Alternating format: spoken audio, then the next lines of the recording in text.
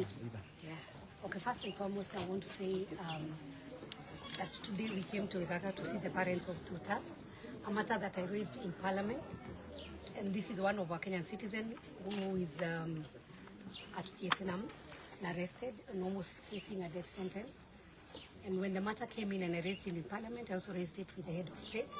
And I want to thank him because he has followed up with the Ministry of Foreign Affairs and our consulate, and we have also had our embassy from Bangkok doing the communication with Vietnam. And I would say there is a lot of diplomacy and a lot of communication going on, but the best bit of it is that Nduta is not going to be hanged now. There's a lot of work going on, and very soon the government will give its position once the negotiations are done. So at this point, what I would like to say is that we thank His Excellency the President and the government and all the government officials who have liaised with the Vietnam government to make sure that our daughter was not harmed. Number two, I also want to address the people who are in social media, because we would not want what happened to Nduta to happen to anybody else. So I would say, as you get this information, let us not become insensitive, and especially when we are discussing about this, because we are talking about somebody's life, and every life is very important. And number two, I'll also be raising a motion or a bill so that we can have a policy in Parliament. I want to tell all the agencies that I am giving them warning and an alert that we will not allow anymore agencies who are lying to our children that they are going to take them to jobs. We have seen children who are leaving Kenya, and by the time they get to the other side, whichever country they are being given, they are dumped there. Some are promised jobs, but by the time they get there, there are no jobs. Or some go, their passports are taken, and they even, some of them go through sexual harassment. So what I would want to say, we want to have a clear policy, and I'll be liaising very closely, even with the Ministry of Labor, to see that agencies are going to be relisted again. By the time you are being given a letter or a permit that you can become an agency, they have to go through thorough vetting. Because some of these agencies are the ones that, for the case, like what was the case of Nduta, they told her she's going to do a job of a house girl. Then they went and exchanged her bags. We don't know under what circumstance her bag was exchanged. Even when our children are living, because some of them even live, they have never traveled abroad. Some of them have never even entered a plane even to go to Mombasa. So by the time they go there, we need to train them that even when you go to the airport, don't exchange your bag, don't allow yourself to carry anybody's else, whether it's a purse, whether it's a bag, whether it's shoes. And even when they go, the country they are going, there should be a very clear policy that they'll be educated if they go. If you're in problem, how do you communicate to the embassy of that country? How can you even fight for your rights? If you go and you're abused, or you have a person who have employed you who is abusing, then how can you be able to reach out? Because some of them, we have had many, especially girls, who come back when they are dead. So we thank God that we knew the case of Nduta before the whole process went through. But you see, that case is from last year. We didn't have any communication happening. So, but in Parliament, we are going to, actually, I'm going to personally take up the matter. And I also raise the matter with the President, that we must vet the agencies that are recruiting our children, promising them greener pastures, but when they go the other side, they suffer, they run away from them. There's an issue you spoke about. It is very good to bring Nduta to Kenya so that we can also get to know who are these other people who are involved in this. Yes, what I've said is that when Nduta went to the other side, to Vietnam, she didn't have a lawyer to speak on her behalf.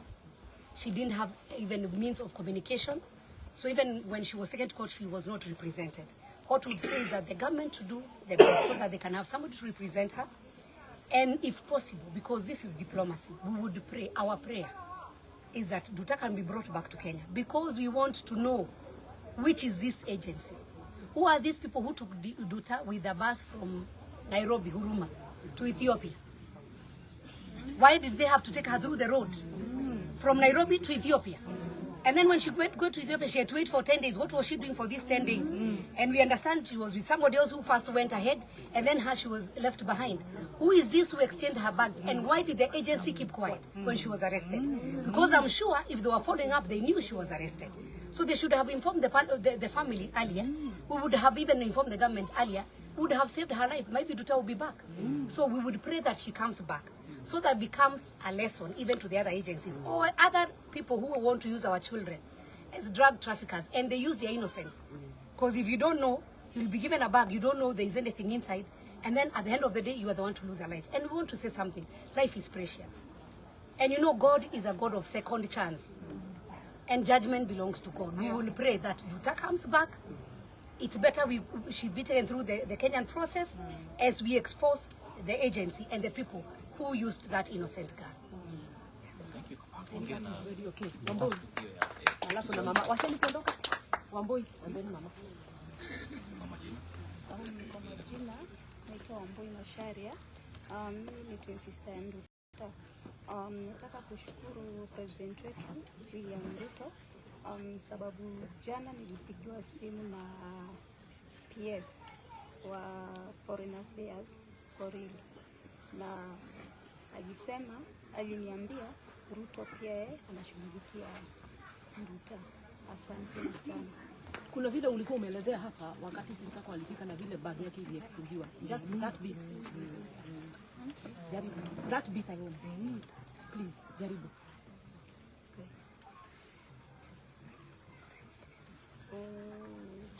Bila alitoka na basi na alitoka hapa Kenya akaenda Ethiopia na basi, akafikanga huko Ethiopia. Kufika huko alikaa 10 days. Ukakaa tena, walikuwa wasichana wawili. Nduta akaambiwa wewe ndio utakuwa wa mwisho kutoka. Vile siku yake ilifika ya kutoka, aliniambia Wambo wetu, nimenunuliwa bag, nimeambiwa yangu ni ndogo na pia ni mzee. So akanunuliwa sasa, akaambiwa toa nguo zako uweke kwa hii bag nyingine. Bag yake ikaekangwa kwa cargo. Nduta akatokanga hapo airport ya Ethiopia akafikanga Qatar. Kufika Qatar akaniambia na kichwa.